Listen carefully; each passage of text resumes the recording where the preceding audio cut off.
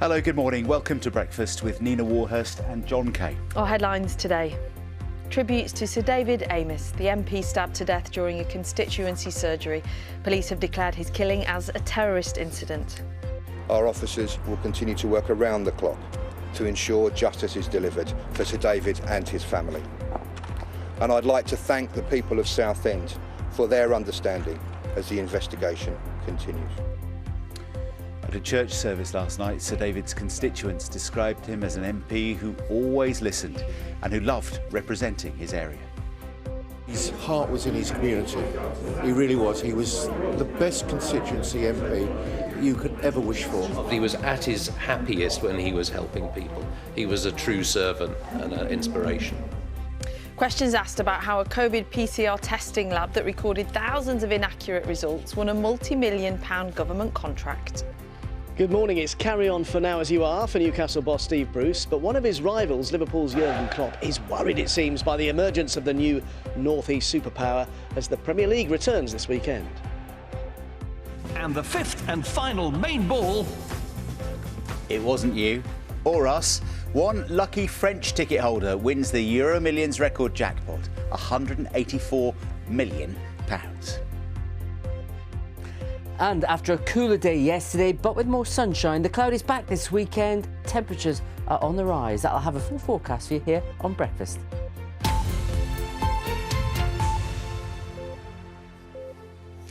It's Saturday, the 16th of October. Our top story, the killing of the Conservative MP, Sir David Amess, has been declared as a terrorist incident by police. Sir David was stabbed multiple times during a constituency surgery in Essex yesterday. Officers say they're investigating a potential link to Islamist extremism. The 25-year-old man remains in custody. Here's our political correspondent, Helen Catt.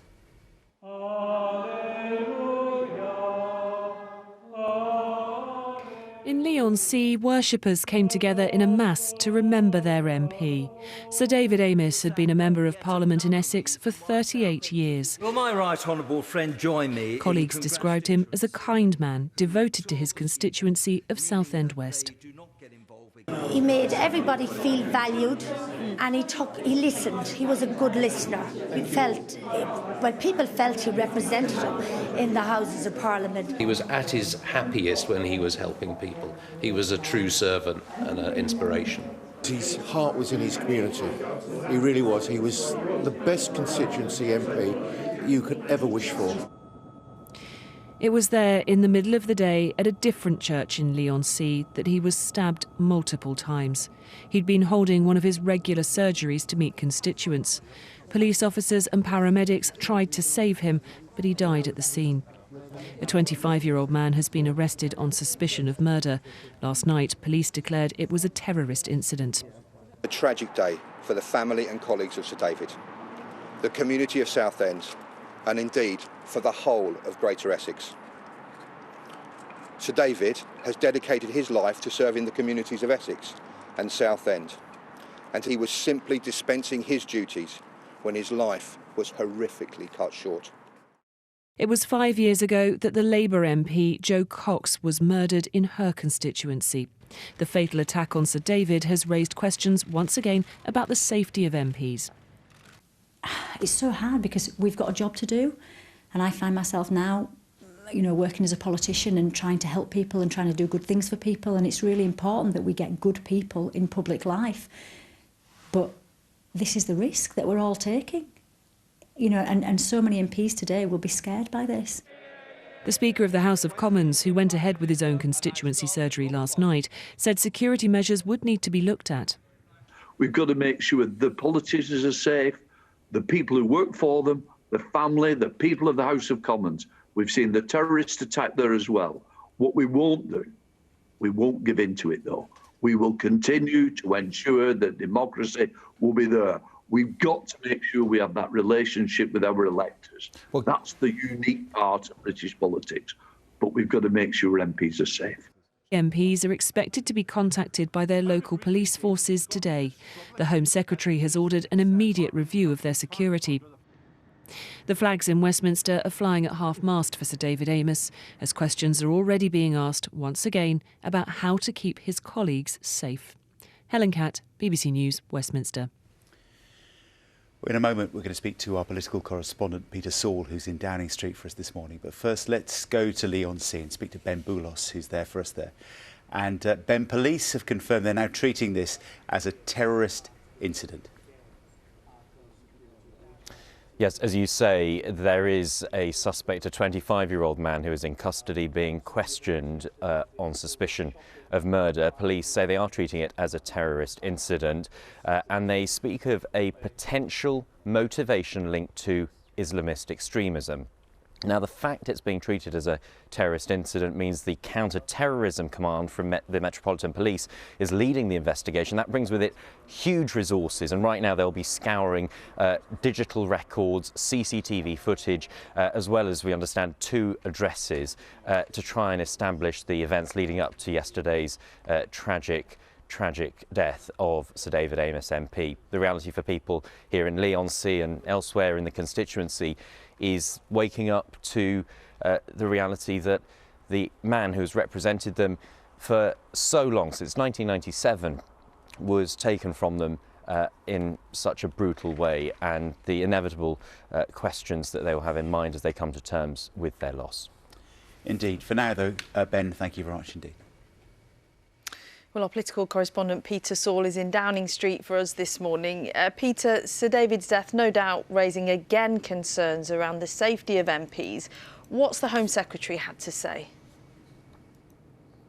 Well, no doubt this death will be at the forefront of the Home Secretary's mind. It'll be at the forefront of all of our elected politicians' minds this morning, as we were hearing there from Leigh-on-Sea, questions for the security services, the intelligence agencies. What was the motivation behind this attack? Police believe that the attacker was acting alone, but more widely, does it mean that MPs are still safe to go about their daily duties? A fundamental part of our democracy, to be able to come face to face with the people that they represent. There will have been hundreds of constituency surgeries going on just yesterday. Now, MPs are being contacted by police forces up and down the country. It's part of what's known as Operation Bridger, which was set up in the wake of the murder of Joe Cox in 2016, so they can put in place shutters and alarms. But it's understood the Home Secretary believes that this is too varied up and down the country, and she wants that to be standardised.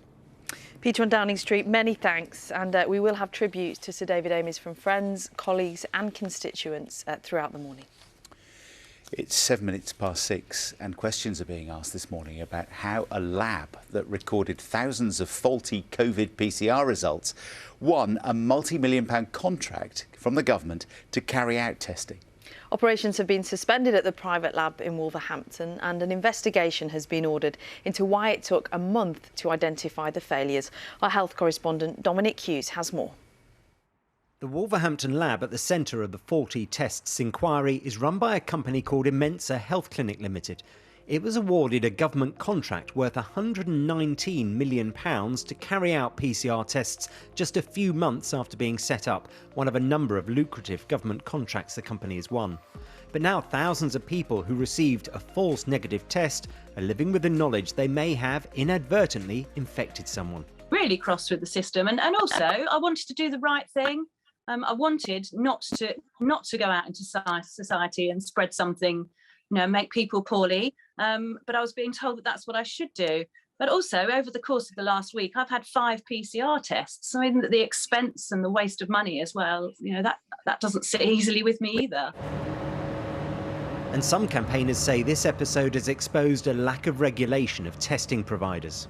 They're outside of the health system and outside of any quality control by health professionals. We see this a lot in companies who don't really know what it is they're existing to do, but need some form of revenue while they're working it out.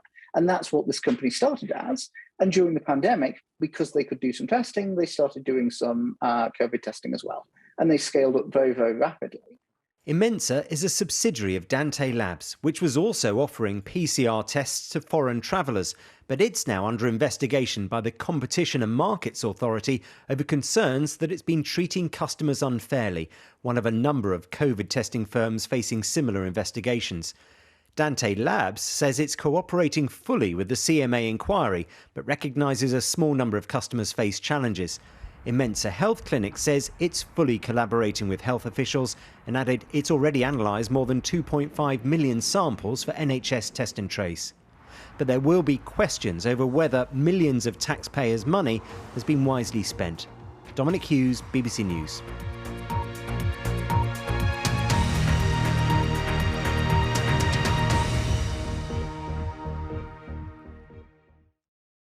See the headlines as they happen and watch BBC News live in the app and get the full story with bbc.co.uk/news. Follow the story for all the latest with BBC News.